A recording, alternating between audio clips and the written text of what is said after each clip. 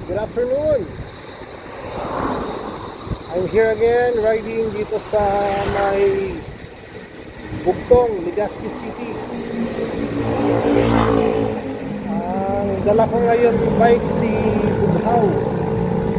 Bali dati noong na all mountain trail ako, ito ang dinadala ko. And it's been a while riding with Bughaw because mas na willy ako i-bike si Gubat from hardtail XC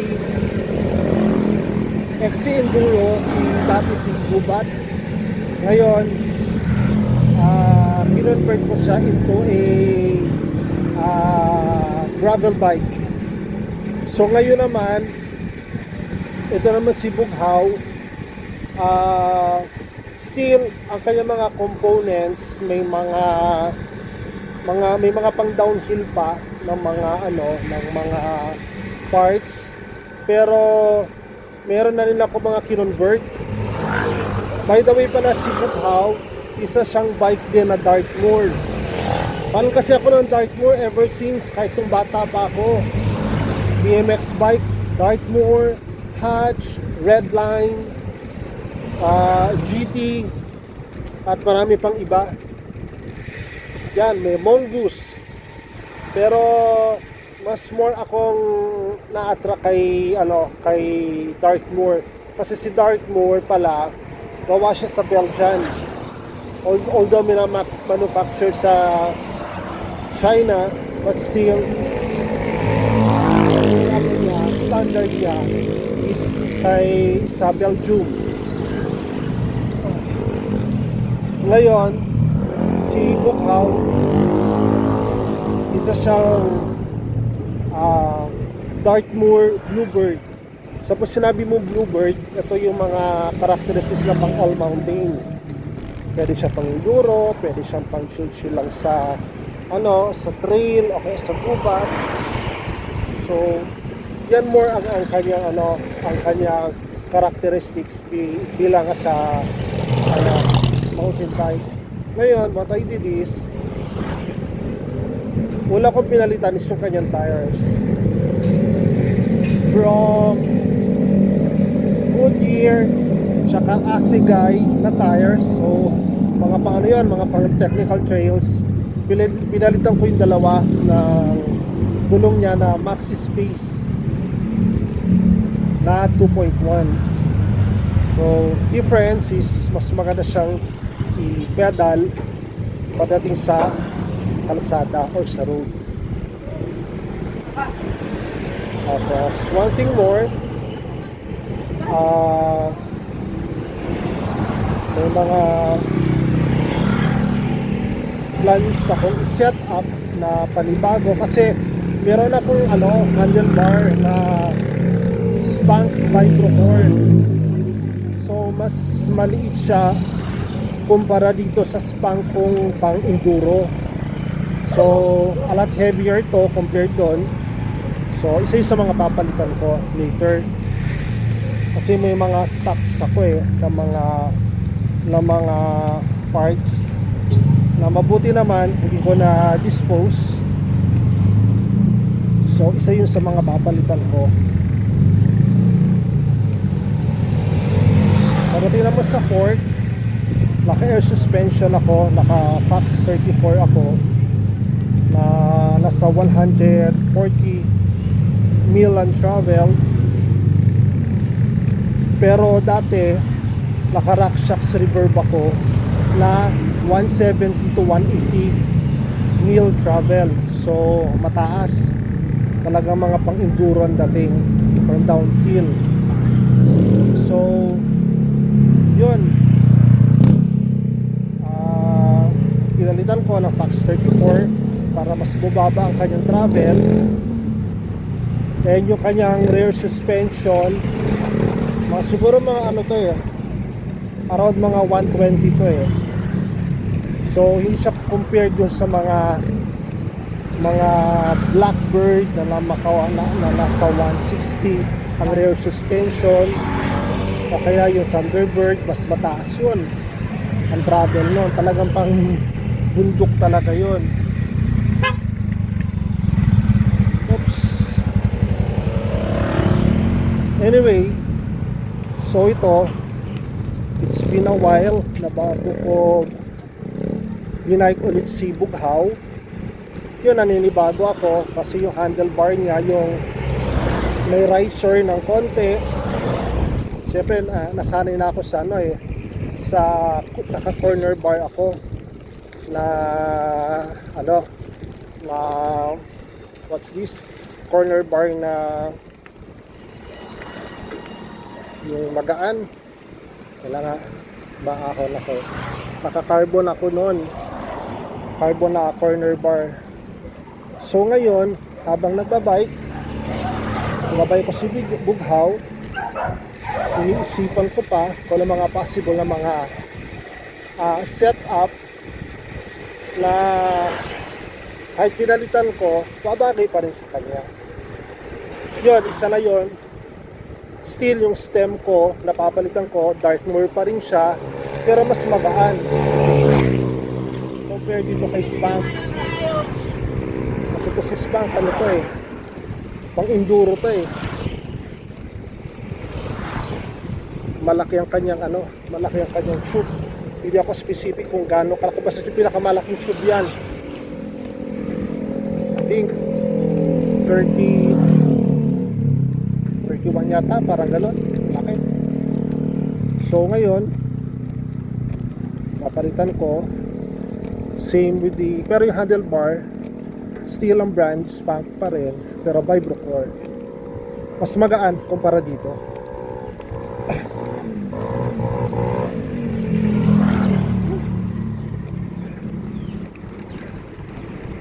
Kanina sana lalabas na ako mga hindi afternoon, kaso lang umulan, kaya nagpaano muna ako, palipas. So ngayon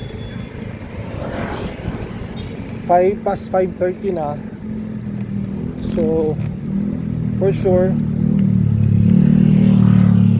abutan tayo ng gabi, pero okay lang, at least makapag-bike ako, na-exercise ang aking katawan, kapag-burn naman tayo ulit ng calories.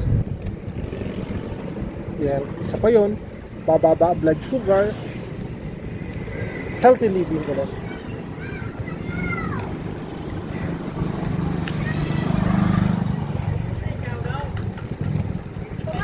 So far, yan munang naisip kong kailangan kong palitan. Yan, yung mga naidagdag ko pala, yung mga minor accessories, gaya ng cellphone holder na naka-mount, naka-bike computer ako, Nike ng brand. Tapos yung aking ilaw, naka IG Sport ako, IG Sport VS 800. So yun. At the same time, meron na rin akong ini-install sa likod ko ng rear light, para pag inabutan ng gabi, yun, may ilaw ako. Kasi mahirap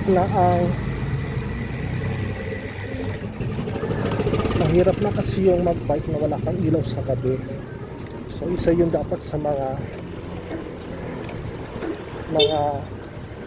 bagay na iba mo kakalimutan.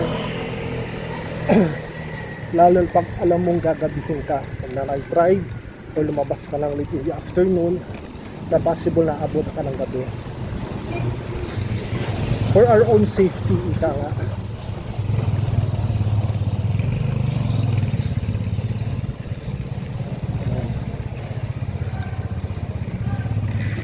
Dito na ako sa Barangay Pawa ng Legazpi.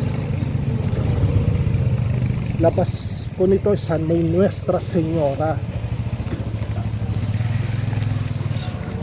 Ang Nuestra Señora dito sa Maypawa, very magandang significance nito dahil hindi lang siya binild si Mama Mary, yun, may hawak yung kanyang anak, sanggol pa rin si Jesus Christ. So ito yung mga bagay na pinagplanuhan din, na maraming sanga ng mga roads, at pag sinunod mo yon, dire-diretso ka doon kay Nuestra Señora. It signifies as being one. Kumbaga, hello sir, good afternoon. Kumbaga, nagkakaisa mga tao. So marami namang events namang ginawa doon, like yung sa JCI, Mayon 360, yung mga other companies. Hello sir, good afternoon.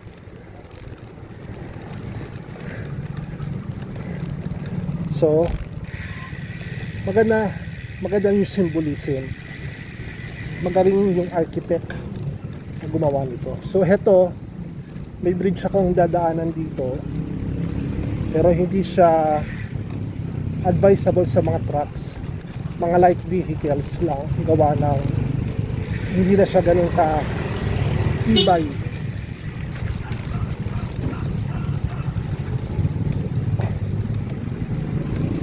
So yun, dito na tayo.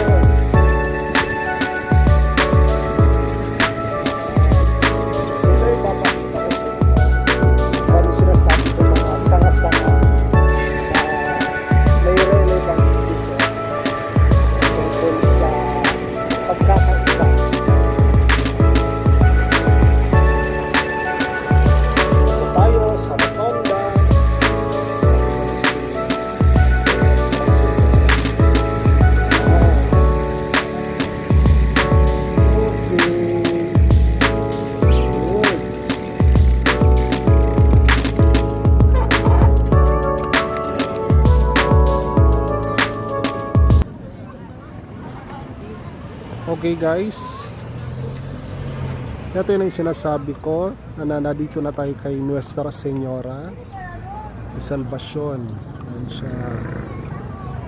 See? Ikot tayo.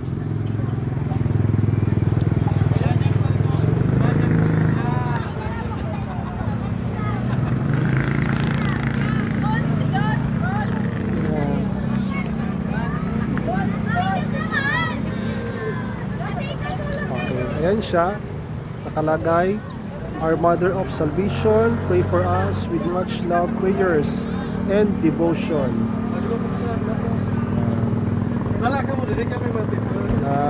Nakalagay siya, the Most Reverend Joel Z. Bailon. Nakalagay na on August 20, 2022, Feast Day of Our Mother of Salvation.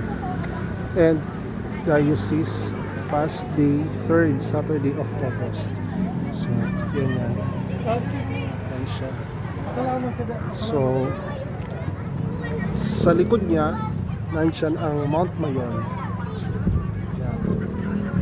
Ito mga kalakbay, yung sinasabi ko sa inyo, na ito yung mga sanga-sanga or mga roads na nagsisignify ng pagkakaisa ng mga Albayanos. I will make you an example.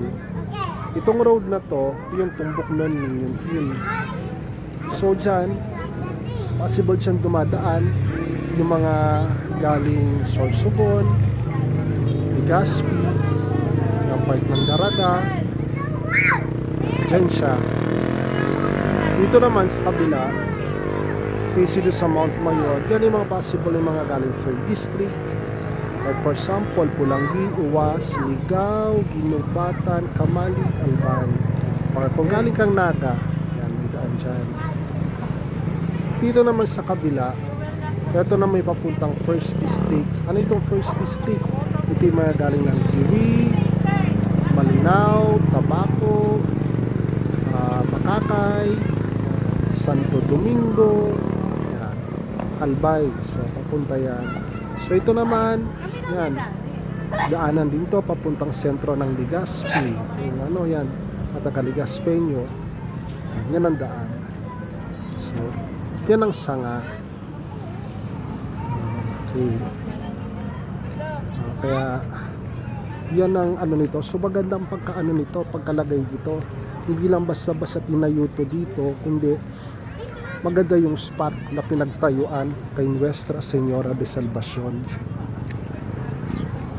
Okay? So yan.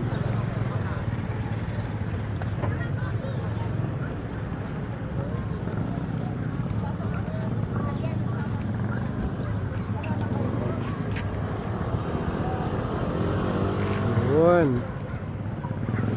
Ano, ganda lang sky, clouds. Tapos ayan yung Mount Mayon. Diba? Ganda, no? Okay. Tapos, itong aking bike na tinutukoy ko, si Bughaw. Isa na siya sa mga madalas ko na rin gagamitin. Eh, kumbaga sa tao, nagtatampo na rin to eh. Na-stock ko rin to siguro most probably 7 to 8 months eh. Kawawa nga, na-stock eh. So ginawa ko kanina, pinaliguan ko, bike wash, nag-degrease ako, tapos yung kanyang dropper post, yan, nag-bleed ako ulit. So, yan yung mga components ng bike ko. Yan. Yung aking lights, yung aking lalagyanan ng cellphone mount, yung aking margin, okay, tapos aking palang brakes, nakamagura ako na quad piston, tapos naka Dartmoor shield wide pa ako na rims. Yung mga pang ano ko to, downhill enduro ko to eh. Pero anyway, hindi naman ako nagmamadali na palitan agad. Gusto ko naman na ma-maximize gamitin, not unlike doon kay Gubat na marami na akong pinalitan. So ang aking rotors, naka 203 ako na I-Stec. Yung rear ko, same, I-Stec din na Shimano na naka 180. Yan. Naka SRAM GX ako, 12 speed. Same with my RD, naka GX. Tapos naka 32P ako na GX din na SRAM. 32P GX din na chain. So I have my lights, rear, Dartmoor na saddle. So ito sinasabi kong new spank ko na malaki ang ano ba to sa basukat. Ayun, spank spool, naka spank spool 35, naka 35 by 800 mm. So malaki siya, same yung kanyang stem, naka spank din ako. Yan. Pero headset ko, naka Dartmoor pa rin ako. So fan ako ng Dartmoor, pwede ako sa Dartmoor. So, yan. Yan ang itsura ng Dartmoor Bluebird. Siguro karamihan sa iyo, familiar yan sa ganyan na ano, na frame. Nabili ko siya ng 2022. So naka Shimano din ako. Shimano Pro na GR500. So yun. Hubs ko. Yan, naka Dartmoor din. Tapos Magura. Tapos naka ano ko, mudguard na itong Mudhugger. Magandang klase yan. Yan. So far yan. Tapos naka-dropper post ako na RockShox Reverb. So imagine, hindi ko masyado nagagamit kasi nga mas na-focus ako kay Kubat, pero later on na-buy ko to, na-miss ko rin siya. So yun. Dartmoor din ang aking grips. Okay, so far yan na muna. Paalam na tayo kay Nuestra Señora. See you again. Ciao.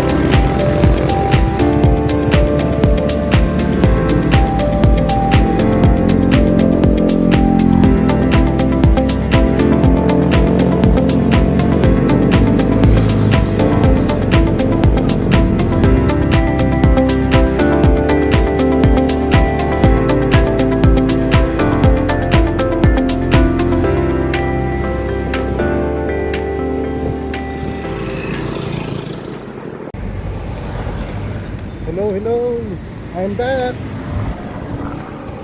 Nabutan na tayo ng gabi talaga kasi past 5 na rin ako lumabas eh. So far sulit ang sulit yung pag-bike. Flex ulit ang ating buto-buto. Na-stretch ang ating mga muscles. Good.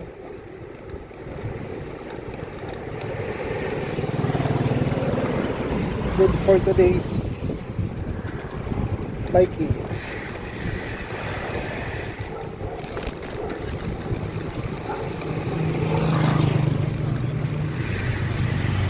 So, piece of advice, mga kalakbay, kung tayo nagbabike, always be ready sa mga ganito mga sitwasyon. Dapat bukod sa may dala kayong helmet, dapat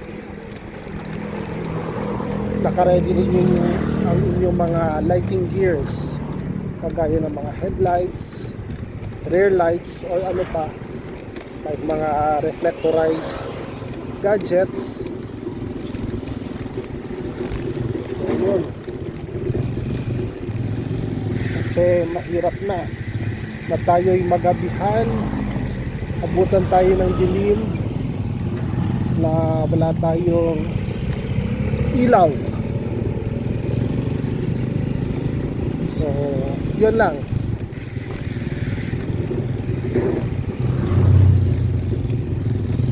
Pero umaraw man o gabi naman, ang helmet hindi dapat i-excuse yan. Parating may dala ka.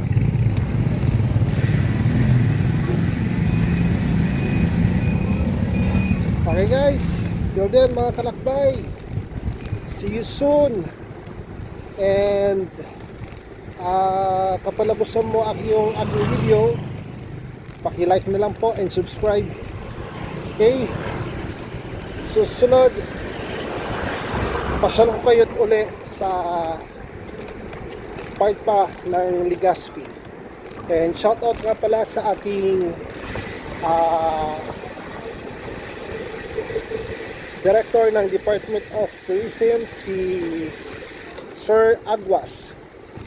Sir Herbie, mabuhay ka. Salamat. Bye. Shoutout din pala kay Sir Mads De Leon ng Hard Chargers at sa mga kagrupo ko dyan sa Hard Chargers. Mabuhay kayong lahat.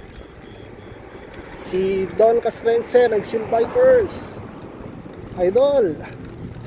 See you soon.